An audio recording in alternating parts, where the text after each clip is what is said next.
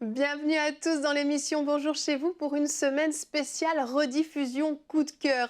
Nous avons fait une sélection d'émissions que vous avez particulièrement appréciées, des émissions qui vous ont encouragé, qui vous ont fortifié, des témoignages qui vous ont bouleversé. Toute cette semaine, ce sera donc des rediffusions spécialement dédiées pour chacun d'entre vous. Aujourd'hui, nous parlons du diable qui n'a plus aucun pouvoir sur nous. Je vous invite à recevoir ce message, à ouvrir vos cœurs et vous approprier de votre autorité. Je vous laisse avec Frank et Homer.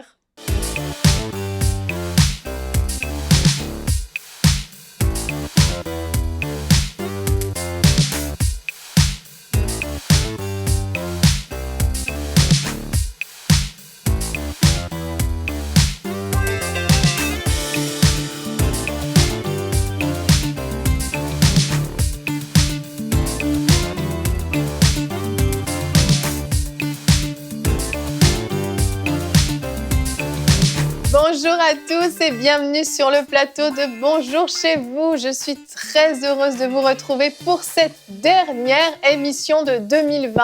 Et oui, l'année arrive à son terme et nous allons finir l'année en beauté. On commence la semaine avec un super thème, ne te fais plus voler par le diable. C'est ce dont on va parler aujourd'hui et nous croyons réellement que le Seigneur va faire quelque chose dans vos vies. Des yeux vont s'ouvrir sur des situations et le diable ne pourra plus jamais vous voler. Amen. Amen, amen. Puissant thème. Wouh!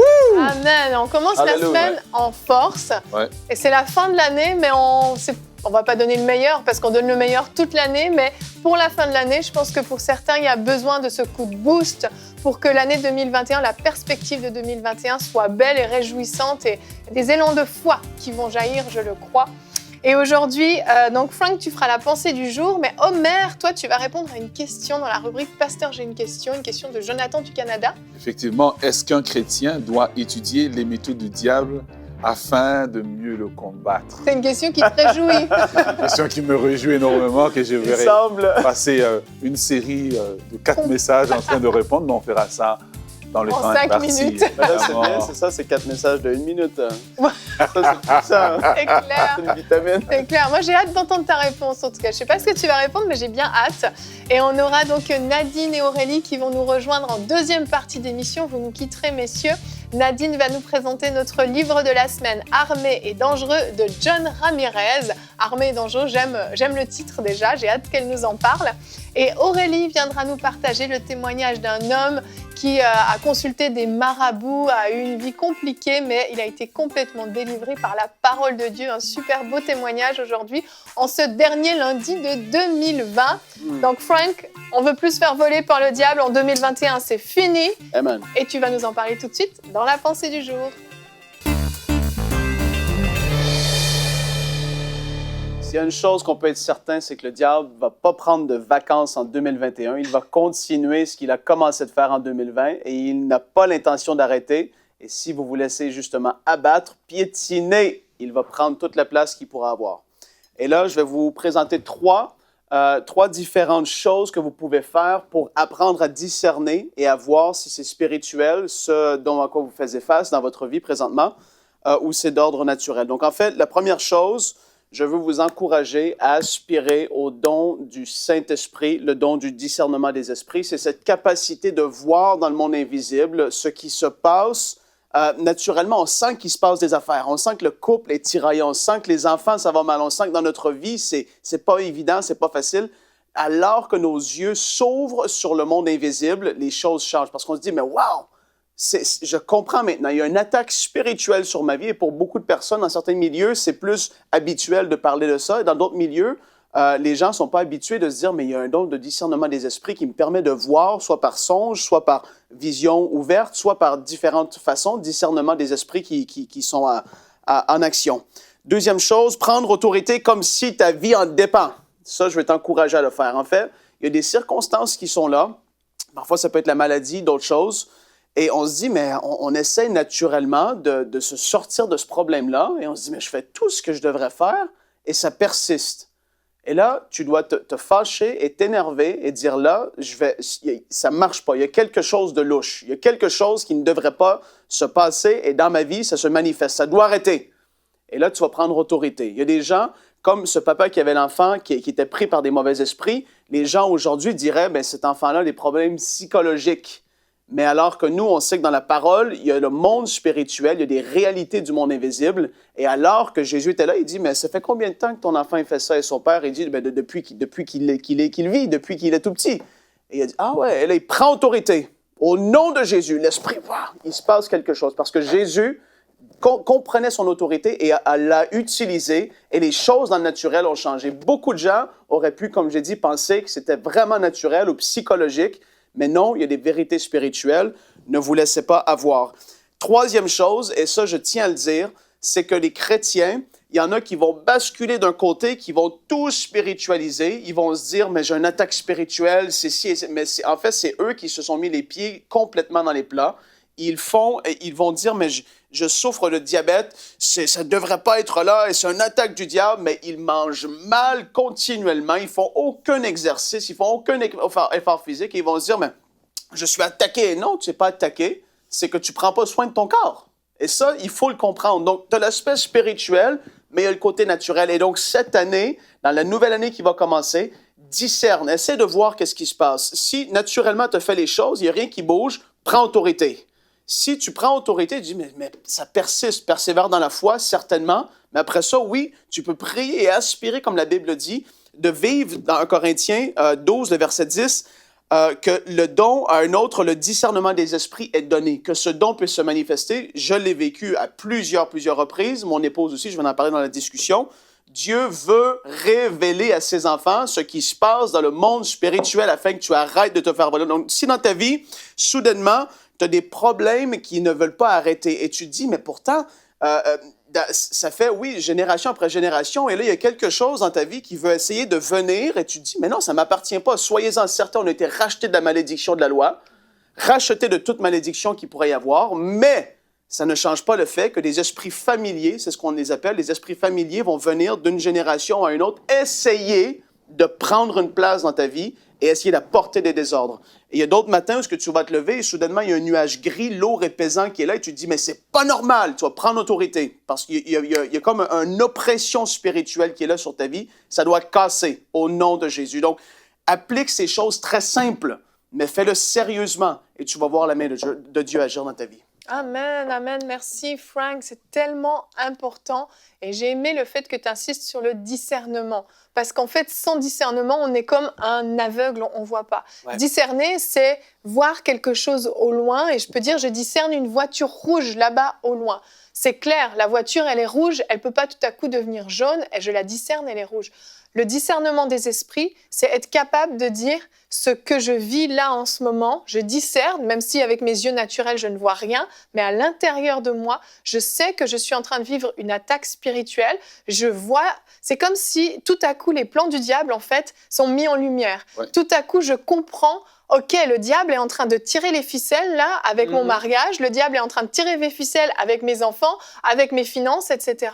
Et là, tout à coup, je me dis, OK, il n'y a rien que je peux faire naturellement puisque c'est le diable qui est en train de m'attaquer. Et à ce moment-là, effectivement, cette espèce de sainte colère qui monte, où tu te mets en colère, non pas contre ton mari, ta femme, tes enfants, tes finances, tu te mets en colère contre le diable, tu lui résistes, et à partir de ce moment-là, l'affaire peut être réglée, classée. Et c'est hyper puissant. Le don de discernement, sérieux, moi, c'est un des dons que je préfère personnellement. Je sais, on dit qu'il faut aspirer au don de prophétie, mais le don de discernement est extraordinaire parce qu'en fait, dans notre vie, très souvent, on est comme des aveugles et on se fait voler à droite, à gauche. On passe à côté de ce que Dieu a prévu pour nous parce que finalement, on se fait dérouter sur notre route parce qu'on ne voit pas les choses et on a besoin de discernement. Et la Bible nous y encourage au discernement. C'est notre verset du jour. 1 Pierre 5 au verset 8 nous dit « Soyez sobres ».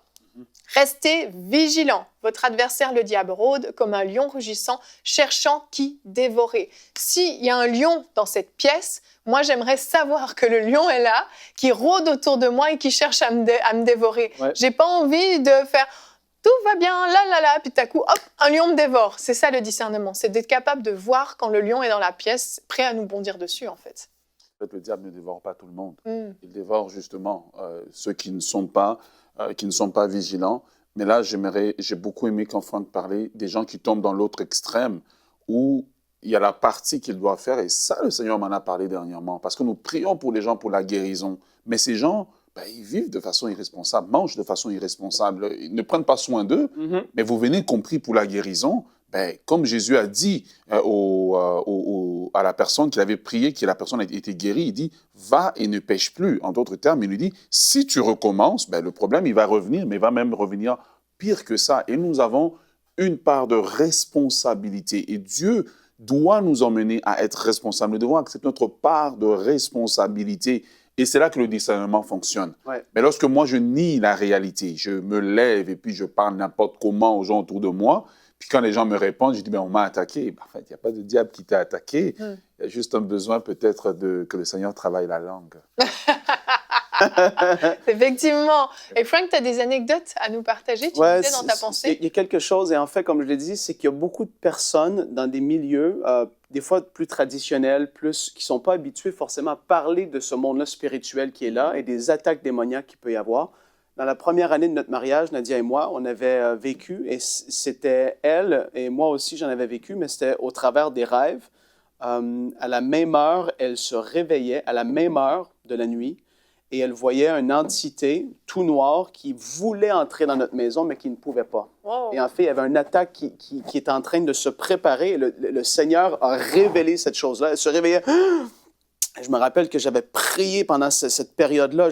Mon parler en langue avait changé. C'était de l'intercession qui se faisait, en fait. Et le diable, le Seigneur avait démasqué ce qui voulait essayer de se passer dans notre vie, peu importe c'était à quelle échelle, on allait bien, tout ça. Mais il y a quand même des attaques qu'il peut y avoir. D'autres fois, c'était des gens de l'Église où est-ce que tu fais un autre songe et tu vois une personne qui manifeste un démon dans le songe. Et tu te dis, mais cette personne-là... Et 2 semaines après, tu pries pour elle, tout naturellement, tout bêtement, et là, tu prends autorité. Ah, le démon se manifeste. En fait, Dieu révèle qu'est-ce que le diable fait, et il veut amener la libération. Il va amener que les captifs puissent être libérés. C'est ça que le Seigneur veut. Et il nous utilise aussi, autant les uns pour les autres, mais dans notre propre vie. Et on doit aspirer à ces choses-là et vouloir vivre ces choses-là. Quand que Dieu le fait, moi, je trouve ça extraordinaire de voir le monde invisible, qu'est-ce qui se passe. Quand tu sais ce qui se passe dans le monde invisible, les choses changent. Tu as une assurance extraordinaire. Amen. Quand tu fais face à une circonstance et tu te dis, non, là, c'est clairement le diable qui attaque. Là, ça ne peut plus continuer. Tu te lèves, mais avec une assurance, comme j'ai dit. Quand Jésus il disait qu'il arrivait, c'est ça qui est extraordinaire. Jésus avait souvent vu les choses qu'il allait faire à l'avance. Oui, c'est vrai. Et il arrivait à quelque part et il savait que cet enfant allait ressusciter. Il savait que cette personne allait être guérie. Les gens étaient surpris, mais pas lui. Il a dit, moi, je fais les choses que mon père m'a montrées. Je le sais où est-ce que je m'en vais. Je m'en vais pas là par hasard. Je m'en vais là parce que j'ai quelque chose à accomplir. Et on doit arriver à ce niveau-là. Et ça va faire partie d'une vie de victoire. Les gens veulent crier victoire dans leur vie. Ils ont besoin de vivre le surnaturel. Ils ont besoin de vivre la gloire de Dieu à ce niveau-là. C'est tellement fort. Amen. Et je crois qu'il faut aussi parler aux personnes qui nous écoutent en vous disant que Dieu ne révèle jamais quelque chose pour humilier quelqu'un. Oui. La révélation de Dieu dans le discernement, Dieu va toujours nous révéler parce qu'il veut soit nous aider ou aider quelqu'un autour de nous. Ouais. Dans le cas que Franck citait, oui, le Seigneur va montrer peut-être quelqu'un de l'Église, nous montrer dans l'intimité de la personne que la personne, par exemple, a un démon. Ça ne veut pas dire que toi, tu vas monter sur l'estrade et dire « Dieu m'a révélé que tel frère a tel démon ». Non. S'il vous plaît, non. Et tu dois manifester l'amour de Dieu. Tu dois prendre la personne en privé et faire un travail avec lui. Amen. Parce que tu vas voir que quand Jésus va faire certains types de miracles, il chasse tout le monde. Il reste juste avec une petite équipe intime parce que le but de Dieu n'est jamais de nous humilier. Peut-être que Dieu te montre que c'est ton mari, peut-être que qui a besoin de délivrance, ou il y a un mauvais esprit qui agit en lui, ou peut-être que dans le discernement, tu as vu un péché qu'il commet. Dieu te le montre parce qu'il aime ton mariage, il aime ton mari et il veut se servir de toi comme un canal pour aider la personne. Et tu dois manifester l'amour de Dieu. Amen. Omer, on reste avec toi. Et tu avais un grand sourire au début de l'émission parce que tu vas répondre à une question et apparemment la réponse va être chouette. Jonathan, donc, du Canada, nous a posé la question: est-ce qu'un chrétien doit étudier les méthodes du diable afin de mieux les combattre? Et cette question, elle peut paraître simple, mais en réalité, elle est beaucoup plus complexe que ça, parce qu'il y a il y a une vraie compréhension à avoir justement par rapport à ce qui se passe dans ce monde spirituel. Et tu vas nous en parler, je ne vais pas en dire plus. Oui, effectivement. Merci pour la question, Jonathan.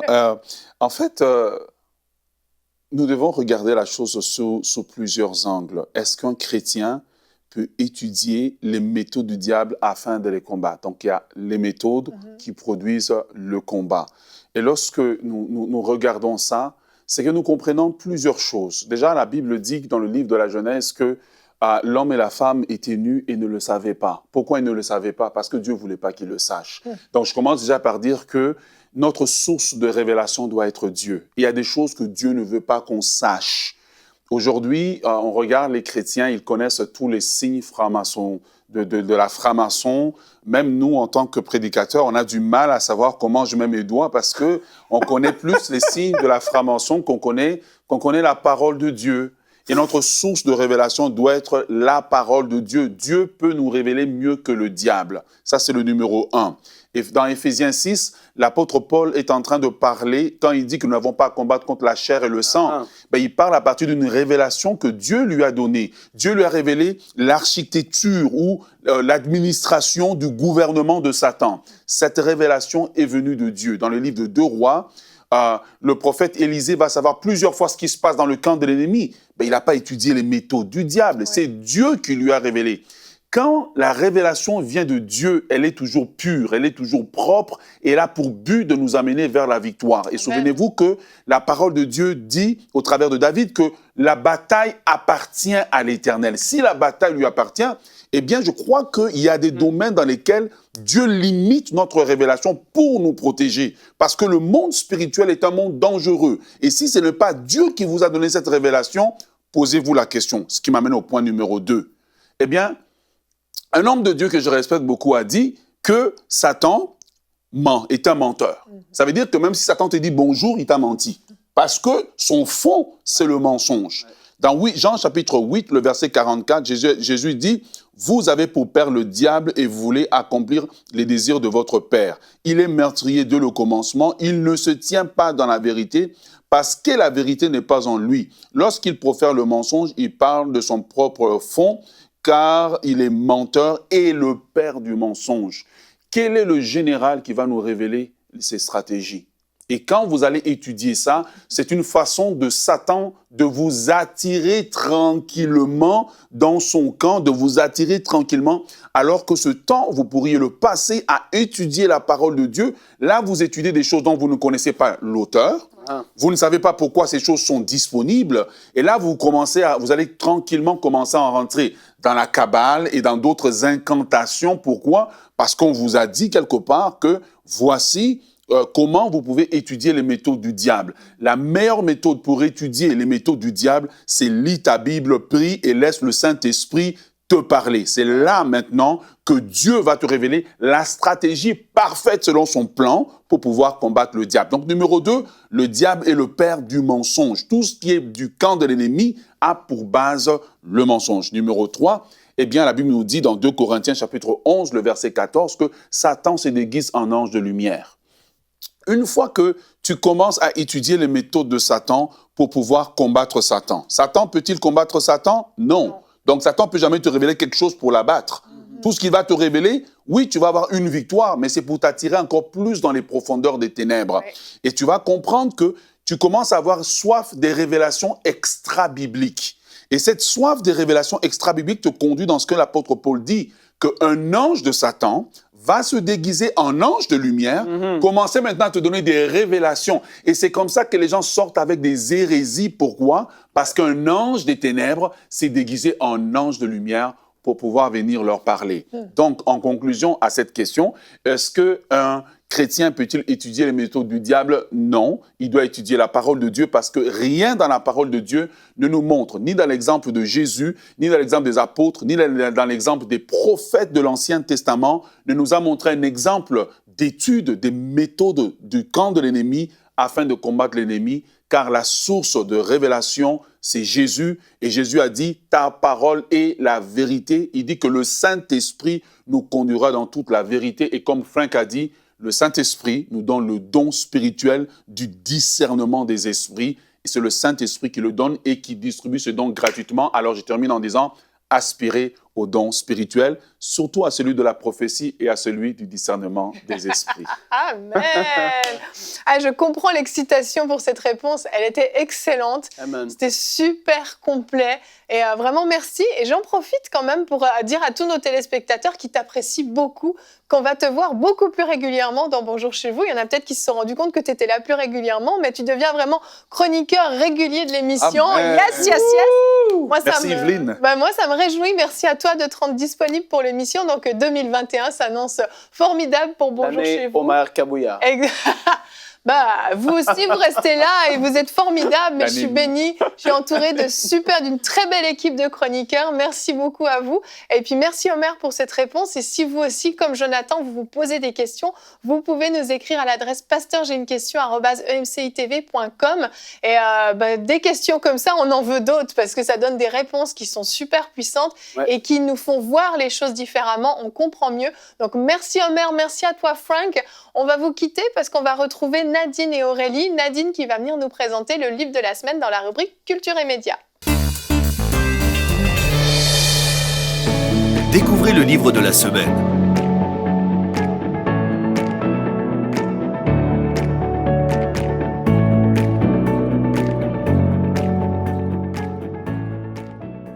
Et Aurélie et Nadine nous ont retrouvés. Ça va les filles? Oui, ça va super. Ouais, on est dans un super bon thème avec Frank et Omer. C'était génial et ça va continuer avec vous, j'en suis convaincue. Nadine, on commence avec toi. Tu nous présentes donc le livre Armé et dangereux. Oui, Armé et dangereux, j'ai vu que tu as dit que tu as aimé le titre. Ouais, tu sais, ça donne l'impression. Tu t'imagines avec une grosse calèche. Dans le spirituel. Oui, spirituel. C'est bien précisé. L'ultime plan de bataille pour cibler et vaincre l'ennemi de John Ramirez avec une préface de Nicky Cruz qu'on connaît déjà. Oui. Et John Ramirez, en fait, il connaît Nicky Cruz à travers le ministère de David Wilkerson. Et lui, John Ramirez, était un ancien sataniste et qui est évangéliste, auteur de plusieurs livres. Et dans ce livre ici, il vient parler des principes un peu par rapport au combat spirituel, d'arrêter de discerner, d'arrêter les tactiques de l'ennemi, de combattre avec l'autorité que Dieu nous a donnée, se libérer des habitudes destructrices, de fortifier nos pensées et notre cœur contre les attaques de l'ennemi, de reprendre ce que l'ennemi nous a volé et de grandir dans la maturité et la sagesse en Christ. Et vraiment, ce qui est bon dans ce livre ici, c'est quand il est en train de partager. Lui, c'est sûr qu'il a un passé, donc il amène vraiment l'Église à se réveiller. Il dit qu'aujourd'hui, l'Église est très endormie, les chrétiens sont faibles. Et ces chrétiens faibles sont justement une proie de l'ennemi, vraiment beaucoup. Et donc, il parle de l'importance de jeûner, l'importance de comprendre la parole. Donc, quand il va parler des tactiques que l'ennemi va faire, tout de suite après, il va mettre des versets bibliques et il va expliquer en fait ce qui se passe dans le niveau spirituel. Et il va donner aussi des prières à chaque fin de chapitre, à chaque fin de chapitre. En fait, il donne des prières qu'on peut faire, des confessions qu'on peut faire. Et d'ici, confesser dans le nom de Jésus, je déclare et je proclame que je suis né de nouveau par le Saint-Esprit. Je sais que c'est vrai que Jésus-Christ est devenu malédiction pour moi. Il parle vraiment, je suis la justice de Dieu. Donc, il donne plusieurs exemples de versets qu'on connaît, mais comment on peut les prier, en fait, comment on peut se les approprier, qu'est-ce que ça veut dire pour nous. Donc, il y a beaucoup d'exemples de prières, il y a beaucoup d'exemples il y a un guide même à la fin, quotidien de prière. Il démasque aussi certaines choses qu'on fait des fois de façon anodine, qu'on ne réalise pas en fait que ce sont des choses que l'ennemi a fait, des choses que l'ennemi nous séduit par certaines choses. Donc vraiment, il y a énormément de choses à dire dans ce livre, mais vous pouvez vous le procurer s'il vous intéresse. Il est disponible sur la boutique inspiration.com. Merci beaucoup Nadine. Et on voit que c'était un ancien sataniste, pour revenir à ce que Omer nous disait tout à l'heure.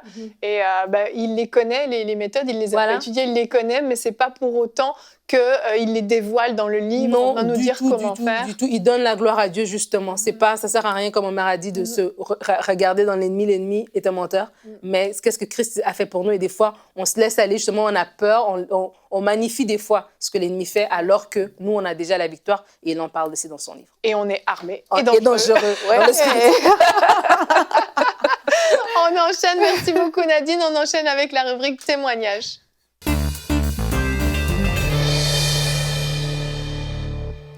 C'est le témoignage d'Éric du Cameroun qu'on va partager aujourd'hui. Ça fait un peu plus d'1 an qu'il a donné sa vie au Seigneur. Et il a donné sa vie au Seigneur grâce à EMCI. Il dit grâce à cette puissante chaîne de télévision que le Seigneur a suscitée. Donc, on rend gloire à Dieu pour ça. Et il nous explique qu'avant sa conversion, en fait, chaque fois qu'un pasteur parlait en langue, il n'aimait pas ça du tout. Il trouvait que c'était des délires, ça c'est ses expressions, hein, et que le pasteur cherchait à impressionner les fidèles. Donc, en gros, il n'aimait pas le parler en langue. Et il explique aussi qu'il est né dans l'Église catholique, il a été communié à 12 ans, il a mené une bonne vie chrétienne, mais il ne connaissait pas le parler en langue, il n'en avait pas entendu parler. Pour lui, c'était juste du bruitage, ce sont ses mots encore. Et son grand-père qui l'a éduqué lui avait fait une recommandation expresse, c'est de ne jamais se détourner de la religion qu'on lui enseignait jusque-là. Donc, il lisait quand même la Bible, mais il ne connaissait pas le parler en langue. Et aussi, il menait en parallèle une vie, il appelle ça une vie de désordre avec des copines ici et là. Donc, voilà, c'était à l'église, mais dans le monde aussi, mais beaucoup plus dans le monde au final, parce qu'il ne connaissait pas le Seigneur, il n'avait pas une vraie vie chrétienne. Donc, en parallèle, il a vécu des oppressions sataniques, et il dit que parfois, il avait des couches de nuit, des repas nocturnes, au point où des fois, il se réveillait et il ressentait toujours le goût de la nourriture mangée durant son sommeil.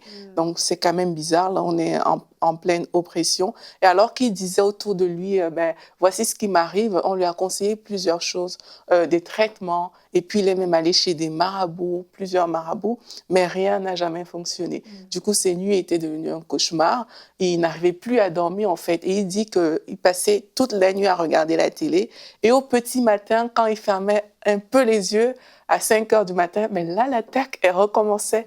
Donc, c'était vraiment un cycle infernal.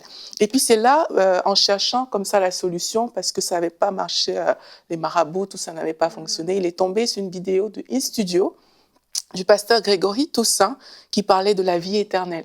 Et à partir de ce moment-là, il dit qu'il a cherché à connaître la vérité. Il a regardé le InStudio pendant 1 semaine. Il dit qu'il a eu un ardent désir de lire la parole de Dieu. Et il dit, juste en lisant, j'ai été instantanément délivré de toutes ces oppressions sataniques. On voit la puissance de la parole de Dieu. Amen. Et il dit, j'ai pour la première fois entendu le Saint-Esprit qui me disait, tu as tellement dépensé l'argent chez les marabouts, mais est-ce que tu peux sortir de telles sommes d'argent pour l'avancement de mon royaume? Et là, il a répondu qu'il veut juste être délivré des cauchemars et tout. Et puis là, le Seigneur lui a dit qu'il le délivre, mais qu'il n'aura même pas besoin de payer pour quoi que ce soit, qu'il est délivré. Et il a découvert prière inspirée aussi par la suite. Et il dit que quand il a entendu Jérémie parler en langue, ça lui a tellement donné envie de parler en langue qu'il a commencé à soupirer, à vouloir être baptisé. Lui qui autrefois trouvait ça, appelait ça des délires. Mais là, il voulait tellement être baptisé et il a été baptisé le 11 septembre 2020. Une date, le 11 septembre est connue pour les attentats, mais aussi pour le baptême d'Éric. Maintenant. Et on rend gloire à Dieu vraiment pour ce très bon témoignage. Ah, waouh, c'est super beau. Merci Aurélie. J'aime vraiment les témoignages. Je pense que je le dis chaque lundi, je sais, mais c'est vrai, j'aime ça. Ça rend la gloire à Dieu, toujours.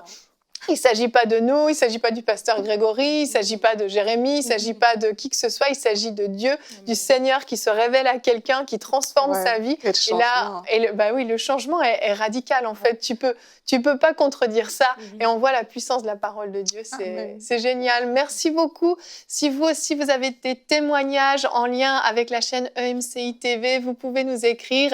Vous allez simplement sur emcitv.com/témoignage pour remplir le formulaire. Et peut-être qu'on racontera votre histoire ici sur le plateau. On va se retrouver demain. On finit l'année sans oublier nos amis célibataires. Donc, si c'est votre cas, une émission qui vous est dédiée « Comment vaincre la peur de l'engagement ». Ce sera le thème qu'on va partager demain. Et vous allez voir que ça peut concerner même les couples mariés. On peut être marié, mais avoir peur de s'engager, ne pas aller s'engager totalement dans le mariage. Donc, on en parle demain. Et on aura une rubrique famille avec Omer, surmonter la peur du mariage. À demain et bonjour chez vous.